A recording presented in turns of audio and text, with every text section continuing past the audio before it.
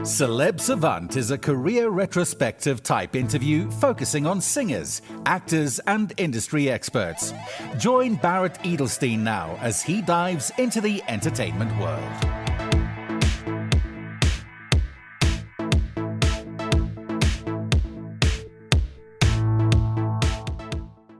Australian's Johnno from the Instagram show The Bizz with Johnno was originally from the UK.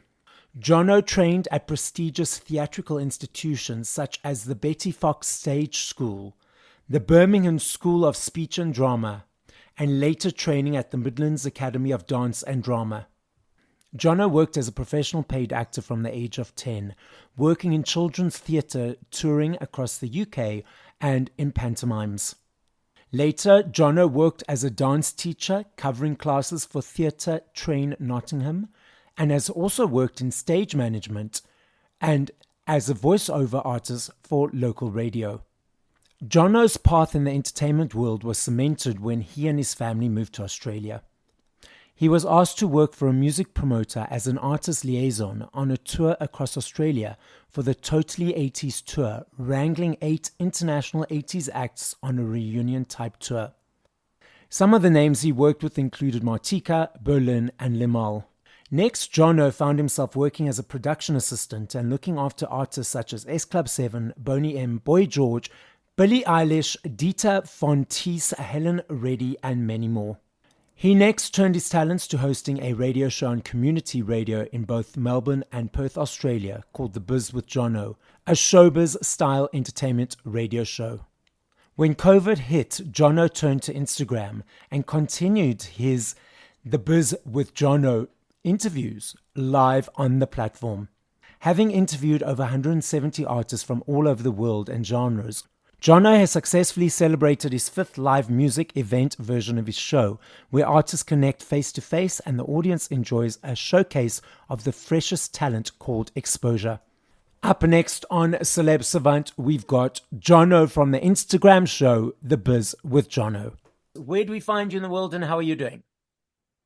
Hello.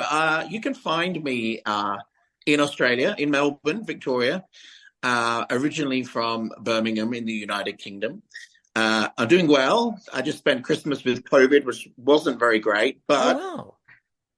I know, on the mend, and it's really good weather here, so summer's arrived. So here I am. Did it hit you quite badly? Yes, I'm one of those people that are blessed with an underlying illness and have type 1 diabetes. Oh, okay. So it really attacked me. So I've changed, this time around, I've changed my life, like my diet, just to help with that. Yeah, it's been a lot better. And had you had it before? Once before, this sort of last year, for the first time when I was really poorly, almost had to go to hospital. Oh, yeah. Yeah, with breathing and things like that. Yeah. But hey-ho. You know, it's interesting because you're the first person I've heard in, my immediate circle. In South Africa, you don't really hear people saying anymore they've had COVID because they don't even test anymore in South Africa. My gosh. So there's no testing. It's just like, okay, well, you're sick, just, but yeah, so it's sort of no longer a thing here. You're the first person in the longest while who I've heard has said, oh, they were sick with COVID, actually. Well, Melbourne, Victoria was the longest lockdown city in the world. We were locked down for 4 or 5 months. I don't know, even longer, on and off. But it seems to be just a big thing here in Melbourne all the time. Okay, so let's focus on something positive. Now let's read. Come on. Let's do it. So let's focus on your journey in the entertainment world. I know you've been in various iterations, in various ways over a number of years. So let's dive into the various elements of how you've interacted in that world. Oh my gosh. Okay. I mean, many moons ago, I started as like a child actor, and I was then taken out of school back in Birmingham to do paid professional theatre. So I was doing theatre in Birmingham, getting school outside of school and working and getting paid as an actor. did a few shows, fast forward to puberty, and then So did wait, some more just a pause there. Was it only theatre shows or television as well?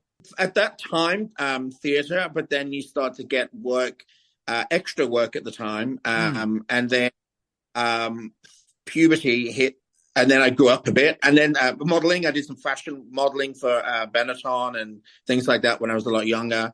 I started getting voiceover casting work, radio ads, radio jingles, that kind of thing. As my dad said, I have a face for radio. Rude. And, yeah, look, I definitely got bitten by the bug. Did a few more shows.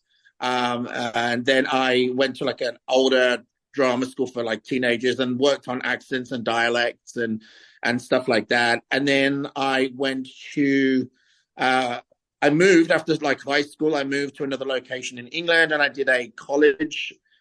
I don't know if anyone else does it, but it's after school you go to college, then after college you go to university in England. So I went to college and I did a 2-year full-time course in performing arts. And we learned more stuff about like stage management, production, set design. We did musical theater, we did singing, dancing, all that kind of stuff. I did a few shows whilst I was in there, and then did stage management, did some pantomime, which is a classic British Christmas tradition. I was in a couple of those, which was great.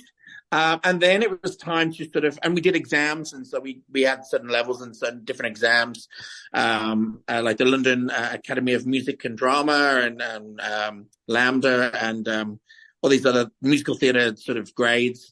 And then it was time to either go to university or, go to drama school. I opted for the drama school, because I wanted a more practical, approach rather than, more academic, studious kind of work. So I got into 2 drama schools, one of them, one in London, being one of the top drama schools on a musical theatre course. And then I got into another one in the West Midlands. And I went to that one because it was full funded. So I did a 3-year musical theatre degree, did some work and some theatre touring after, moved to London like everybody, like the big lights and the fame, did auditions. I ended up getting some casting work at Scott Free, which is Ridley Scott's production house in Soho, getting down to the final there, and again for a Disney movie. And then I fell out. I didn't fall out of love with it. I started just falling in love with boys and rock and roll, if you like, and sort of fell out of performing. And then had an ordinary life for many years after that. And then I worked in the travel industry. And then I had and then I think I have to rewind, but I went to Spain. I lived in Mallorca for a while, and I picked up being an entertainer there. So we were MCs and compares on a big stage every night for like 7-8 months. So I kind of did a bit in between, and we danced and we sang and we curated our own shows. And then I kind of settled back into Leeds in West Yorkshire, and there's always been a performer in me, but I kind of settled down with somebody, and that was just not for me. And I needed to get out of there. And by this point, my parents had moved to the other side of the world. Didn't tell me, they just sent me a postcard. No, I'm joking. I'm joking. I'm joking. No, they moved to Australia. My brother had been over here. My sister had moved over with her boyfriend. And so I was like, it's a dead end relationship. So I'm leaving too. So I kind of moved over here, and you can't start working straight away. You're a tourist. So I needed a certain visa. Long story short, I got a working holiday visa, and then I went onto a sponsorship visa. And for some strange reason, I just got a job in hotels. But I got a job in hotels in the best city in Australia for cabaret, fringe. It's second to the Edinburgh Fringe Festival. It's probably one of the biggest festivals in the world. So I was in Adelaide. I was responsible for getting business into the hotel, basically, into the 2 properties. And so I started looking after Alice Cooper, Richard O'Brien, Macy Gray, Dita Von Teese, Boy George. The list goes on and on. Helen Reddy, Burt Bacharach, lots of Australian celebrities, international celebrities, Neil Diamond, all these names that I grew up with as a child, The Doc, S Club 7, Atomic Kitten. And it just kept coming and coming. And I kind of met a promoter and got pulled out of it, and at Christmas, and he was like, I want you to do what you do at the hotel, but I want you to do it for me, and I'll come up with a role. So I ended up working on a show called the Totally 80s Tour, and I toured around Australia, which opened a lot of doors for me. And I kind of was a mix between the tour manager and artist liaison was my role. Taking people to the TV studios and working with them to get radio interviews done, just sort of running around after them and making sure they're going from A to B and running the meet and greets. And that's what I did for a few years. And I was then I just knew a lot of people, and I found myself going to gigs, being backstage at all these wonderful shows, meeting, Ice Cube or Nas. I just forget all these people that I've met. It's just a huge list. And the reason why I say that is because they're so comfortable around me, and that's got something to do with my background in performing. I'm just very open and very easily approachable, and I build up rapport very quickly. And even if it's a rapper, I find myself, I was making them laugh. Like Ice Cube's son was laughing at me. I like to make people laugh. So go forward a little bit more, and I ended up being in Perth, Western Australia. And I decided it was probably the time to just, get back on stage somehow. And I'd never done it before. But I ended up doing stand-up comedy and doing a really successful show at the Comedy Lounge, sort of graduating on this comedy course. Doing another one when I moved back to Melbourne, and then, COVID was really bad. And like I mentioned before, I was in the longest lockdown city in the world. Terrible, absolutely terrible. And I then went to Instagram, and I thought I'd start interviewing anyone that I knew. So, calling on favors, like I had Natasha Hamilton from Atomic Kitten. I had Michelle Heaton from Liberty X, and then I got Lamal from the 80s, Paul Lukakis. I got all these singers, and then I started getting independent artists, drag queens from RuPaul's Drag Race, and it just grew. And I still do it to this day, on and off, not every week. And so after lockdown, I just wanted to meet some of these artists, especially if they were based here in Melbourne. So we did this very small event called Bizzopolis, which is kind of a play on the name The Bizz, and an acropolis, or a sort of gathering of people. And it was great to meet all these artists. We had some live music, and we networked. And almost like 6 events later, I'm doing my 6th one this year, it's grown into this huge live networking music night here in Melbourne. And apart from that, I've started going to vocal lessons again. And I'm always involved in the creative side. I work full-time, again, in the entertainment industry. So it's kind of been a full circle moment. I don't want to be famous or anything like that, but I do have something within me that is yearning. We're called thespians, aren't we? I guess. It's like I have a yearning to, and you've got to be careful how you say that word in some parts of the world, especially if you've got a lisp. Yeah. It's a yearning in me. So that's kind of the long and short of it. And, it's long-winded. And if you're still listening, thank you for listening. But that's kind of where I am in the world, in entertainment. And, I've really enjoyed this whole journey.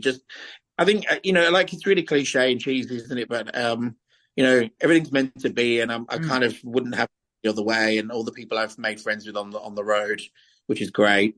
I forget, I didn't mention Boney M. I'm seeing them again in June. There's all these people, the Venga Boy. It's crazy. But every time they're in town, then I get to catch up. So, yeah. So what are you doing? You said you're full-time in the entertainment business now. So what exactly, besides the events that you mentioned, what else are you doing day to day? So day to day, usually, sort of new business for a travel company that put on tours. They do travel. So we look after the Australian Ballet. We look after Melbourne Theatre Company. We just did Christina Aguilera's tour. We do Cricket Australia. Anything TV, sports, creative, drama, theatre, film production, like Thor up on the Gold Coast, Adele's tour, Ed Sheeran. We do all the travel for that. And I go and I meet with the producers or the directors, the people that are in charge of making those decisions. and bringing a solution to them about sort of how they get from A to B is essentially what it's about. But Okay. you got to knock on a lot of doors. And if you don't know what you're talking about within those pillars of each industry, especially, live music's different to sport and sport's different for TV and film. Yeah. You don't know what you're talking about. And people in those industries, they can see right through you. And they don't want to know half the time. They don't want a salesperson. So, it's great that I've got that. And look, I going back as well, I actually forgot to say, for many years, I was on a radio show as well. It was called the Bizz with Johnno, and that's kind of what emigrated over to Instagram. Okay. So those skills now really, and I've got to settle down and try and still not have a backup job, but I've got to have something that pays the bills. And I love having that win. I love looking after clients. I love seeing, a huge sports client or a huge tour going off, and I'm like sitting back, and I don't book the travel. That gets handed to a whole team of people. But, I have those initial meetings with people and then sort of pass it over. My boss, she's going to LA at the end of next month, and she's meeting with Marvel, all those big film houses to talk about that kind of stuff. And it's really interesting because there's a lot of film, as well as like South Africa, there's a lot of film and movie production here. In Australia. So it's really exciting when I get to meet people like that. And they often talk about, what I've done, and they ask about, I almost got poached to work on a TV show once with Tim Minchin, but I couldn't because I was being sponsored on another visa, which was a damn shame. I get the impression, and this is the way I interact with people, and I haven't discussed, I think I discussed it with you when you interviewed me on Instagram. I think we did. And I get the impression you're the same. So for me, when I interact with anyone, it doesn't matter if they're the tea lady, if it's Christina Aguilera, or if it's the CEO, I keep reminding myself that everyone uses 2-ply toilet paper. Everyone's blood is red and everyone's poo is brown. So it's like, everyone's equal in my mind. So it doesn't go, this is this person, which means I need to interact with them differently to that person. I interact everyone equally. And I get the sense that you are the same. It's not, you see beyond the personas and you find the person underneath, and that's why you're approachable and they enjoy interacting with you, because on an unconscious level, we peel away the personas, we peel away the masks, and we are able to see what's underneath, and that's who we speak to, and that's what those people like. Because a lot of people a lot of fans or people are like, oh, it's this person, so you need to interact with them like this because it's this person. But no, they're just a bloody person. And they use 2-ply. There's no gold-plated toilet paper. Yeah, I love that. It's so true, though. Of course, certain people, there's a part inside me that's thinking, oh, my God, how do you get into this situation? Like, you're driving this person, or you're running around with this, or you're hanging out in their suite with them, or... I've got a lot of this, sorry to interrupt, I've got a lot of these people on WhatsApp. I got a voice note from Marcia from Boney M. I don't know if I told you. So yes. I did tell you. So for the listeners, I interviewed Boney M a while ago, Marcia from Boney M, Marcia Barrett, and we've stayed connected. And she sent me a Happy Christmas voice note. And I was like, playing it, I was like, this is a woman I've been listening to for years, and it's like weird, Comfortable for her to do that. And she probably hasn't done that to anybody. So that's why, and that's like a testament of what we do, Yeah. All these independent artists that I'm dealing with for the event that I do, which is called Exposure, bringing people together like that, and just, they all come up to me and they go, I think it's, and they talk about this, it's this community and this family, and bringing them together in the way my energy. And I just don't give myself a chance or think, and I don't pat myself on the back. Yeah. I don't know what comes over me, but when it comes to entertainment, it's just something that I do. I bring people together. That's what I'm really good at. I'm great at spotting talent. But I probably need to listen to other people. Do say that I have talent. I don't like to hear that, and I don't want to. And that's something that I'm working on, and I will release something one day. Not like an album or anything. I'm not talking about that. It might just be a cover of a musical theater song, and I just put it out into the world and let people make their own decisions. But I want to do that before my voice goes. But that's kind of where I am today. When you interview artists, and I've watched you and whatever, do you do a lot of research beforehand or not really? I'll look at their link tree. I'll go on the website. It depends on the guest. If it's an independent artist, I like to keep it quite light and quite fresh. and it's just kind of scratching the surface. We don't go too deep. And I had an ex-boyfriend that used to say that. So no, I'm joking. Sorry, this is a rated 15 audience show. No, I like to scratch the surface. It's not too dark. The questions could have multiple answers. They're very similar. Describe your first time on stage. What do we expect from a Celeb Saman gig, or a Barrett gig, or a Johnno gig, and they'll tell me what I can expect.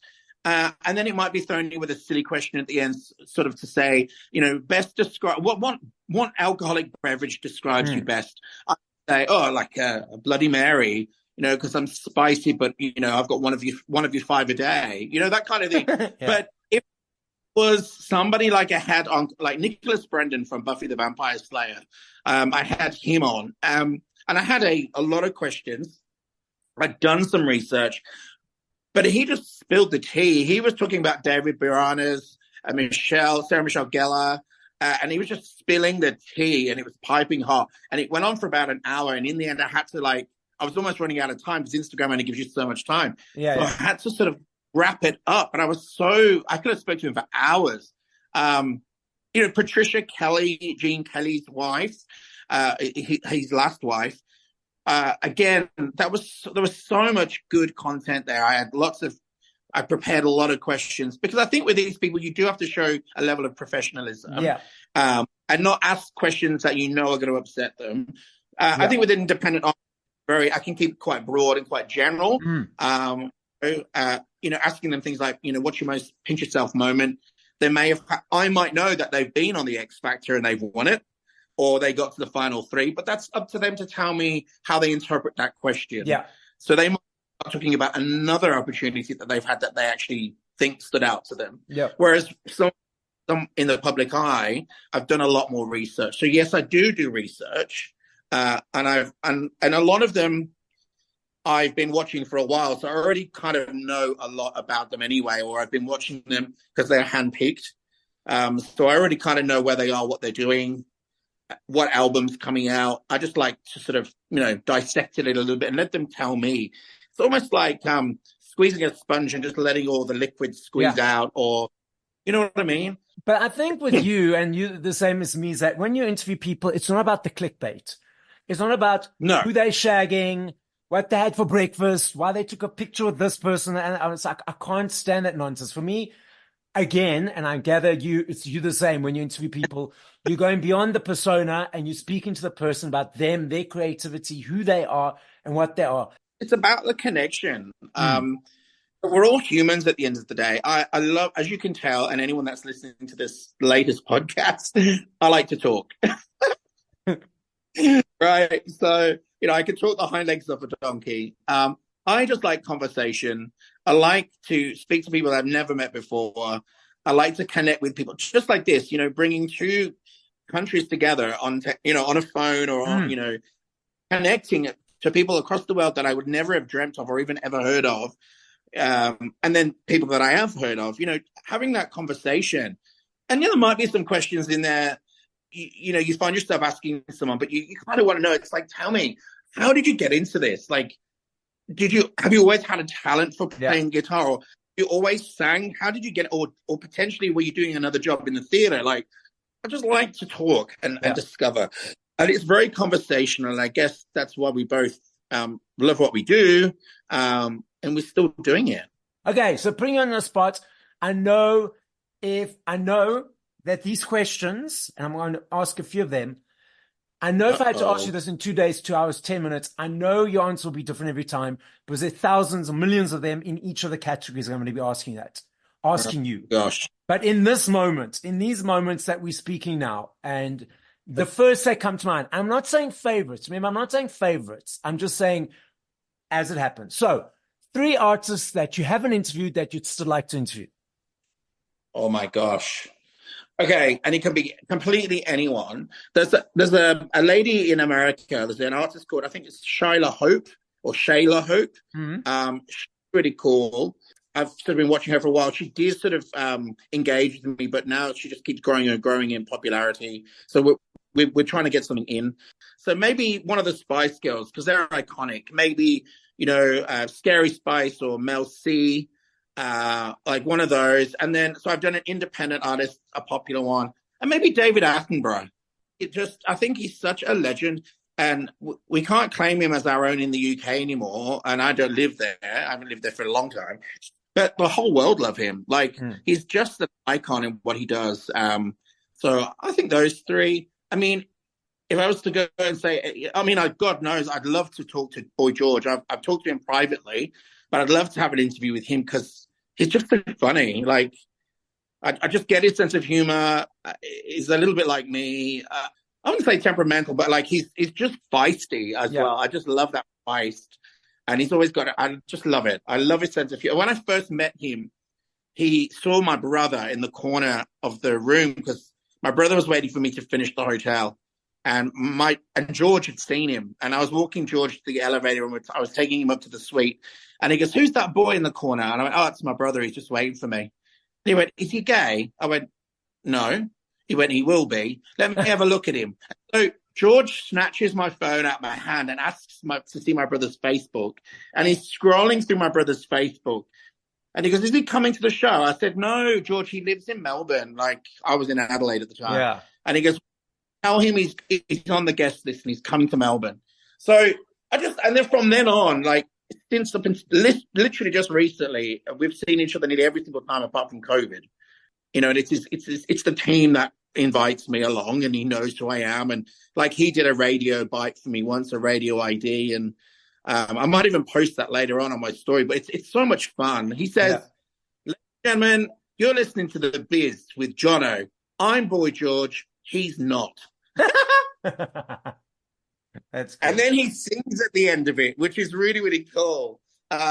But yeah, so I mean, those are the people I'd love to interview. I'd love to interview George. But yeah, I mean, let's keep fingers crossed. There were a few towards the end of COVID that said yes, but then, started to work again. And I was like, damn, nearly had them. But that's the thing is with me is like, I don't give up. I'm like a dog with a bone. Okay. So one of my colleagues says he's got the 3 email rule. If he sends an email after 3 and they don't get a response on 3 times, he doesn't follow up. And for me, if I had that attitude with my interviews, I've done over 200 interviews. And like I said, if I had that attitude for the interviews, I would have maybe had 15. So like, I remember I was with Shanice. So I interviewed her last year around, I don't know, February, March. I sent an email to her person the previous August. And he came back to me and says, "Is it going to be in person or is it going to be virtual?" So I said, "No, it's going to be virtual." No feedback. So I don't email every day, but like I'll email a week, 2 weeks later, follow up. And I remember it was like February last year, February 2023. And it was around the 14th email. He hadn't responded to the previous 12. And I sent an email on the Thursday or Friday. I'm like, okay, I'm going to send an email saying, when can we book Shanice? And I thought, if I don't have a response by this one, I'm going to leave it for 8 months and then try again at the end of the year. And he responded straight away. He said, "Okay, cool. Let's do Monday." So reminding them, that you hear. And then every time like an email, I'll give updates of who I've interviewed, who've added to the list, etc., etc. If you had to play 5 songs by different artists once we finish this conversation, what would those 5 songs be and by who? First 5 that comes to mind. All right. Kylie Minogue, "Turn It Into Love." Jean Castel, "Replay This Again." Boy George, "Coach Club," "Karma Chameleon." Let's have a think. I would say, RuPaul, "Catwalk." Yes. Sharon Needles, "Flamin' Hot." The podcast is listened to throughout the world. So as a final message to the listening audience, what would you like to say? I mean, it's like world peace and that kind of stuff, obviously. But, it's a very challenging and strange time at the moment. And I was thinking about this the other day. There's a lot of people saying that technology is going to go down and that we're not going to have the internet Wi-Fi, cellular connectivity, phones, and that's going to happen in 2025, apparently. So I it's haven't just heard kind any of this, but anyway, yeah. I think I need to move to South Africa then, because there's the solar flare.